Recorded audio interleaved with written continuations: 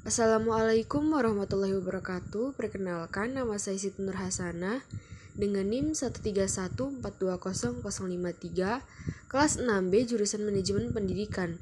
Di sini saya akan menjelaskan materi mengenai peran bimbingan dan konseling dalam sistem pendidikan. Baik, kita langsung saja masuk pada pembahasan materi, yaitu konsep dasar bimbingan konseling. Pertama, bimbingan. Bimbingan adalah proses bantuan terhadap individu untuk mencapai pemahaman dan dari pengarahan diri yang dibutuhkan untuk melakukan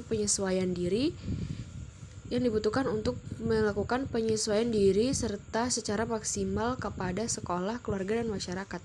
Bimbingan yang dimaksud adalah bantuan yang diberikan dari guru kepada siswa untuk mengatur atau mengembangkan pandangan hidupnya sehingga mampu membuat keputusan sendiri dan menanggung beban sendiri. Sedangkan konseling adalah rangkaian kegiatan paling pokok dari bimbingan dalam usaha untuk membantu konsel atau klien secara tatap muka dengan tujuan agar klien dapat mengambil tanggung jawab sendiri terhadap berbagai persoalan masalah khusus.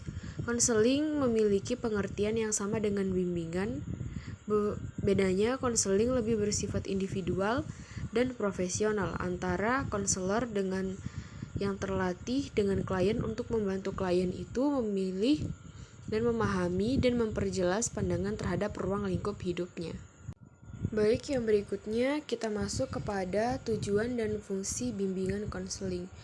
Dari tujuan itu, secara umum, tujuan bimbingan konseling adalah untuk membantu para peserta didik dalam mencapai fungsi perkembangannya dengan optimal sebagai pribadi sosial dan sebagai makhluk ciptaan Allah Subhanahu wa taala.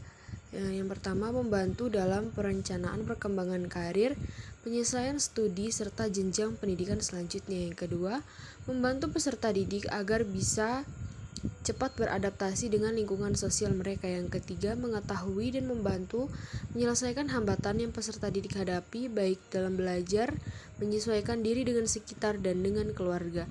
Dan yang terakhir yaitu membantu dalam mengembangkan minat, bakat, dan potensi yang dimiliki oleh peserta didik secara maksimal.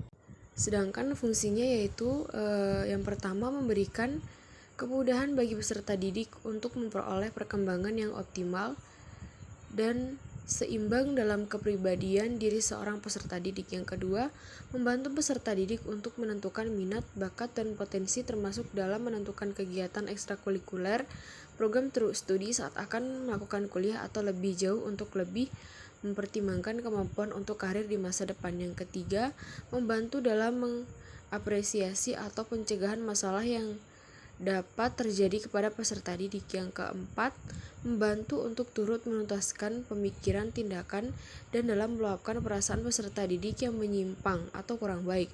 Dan yang terakhir yaitu memberikan bantuan kepada peserta didik yang tengah menghadapi permasalahan yang bersifat pribadi atau secara sosial.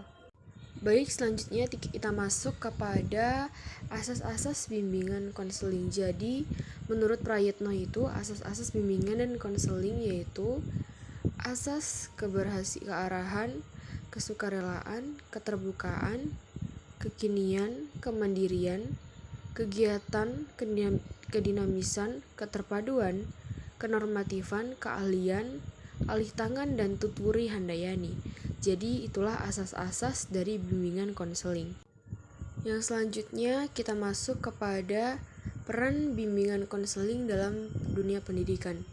Jadi keluarga itu memang memiliki peran penting bagi tumbuh kembang seorang anak. Selanjutnya yang memiliki peran penting adalah lingkungan sekolah, karena seorang anak menghabiskan waktunya lebih lama di sekolah, maka penting bagi seorang anak tentang pendidikan, pembimbingan, dan konseling di sekolah. Peran BK selain mencerdaskan seorang anak dalam memiliki pengetahuan dan juga keterampilan, seorang anak juga diajarkan untuk memiliki kepribadian yang baik dan juga lebih mandiri. Dan tentunya memiliki rasa tanggung jawab di dalam diri seorang anak. Dalam hal ini, seorang anak tidak hanya memiliki peran untuk intelek saja, tetapi juga harus dapat berinteraksi dengan lingkungan sekitarnya. BK sendiri atau bimbingan konseling itu merupakan upaya untuk membantu seorang individu atau sekelompok orang terhadap proses perkembangannya, seorang ke arah pendewasaan dan juga membantu dalam menyelesaikan sesuatu masalah.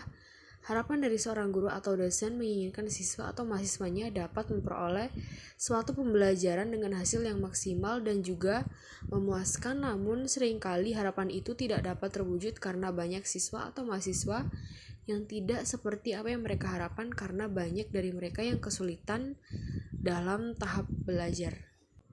Baik, saya akan menyimpulkan materi tadi. Jadi, kesimpulannya yaitu kedudukan bimbingan dan konseling di sekolah adalah sebagai alat untuk pemahaman terhadap perkembangan siswa, dapat menjadi dasar bagi perkembangan strategi dan proses pembelajaran yang membantu siswa mengembangkan perilaku-perilakunya yang baru.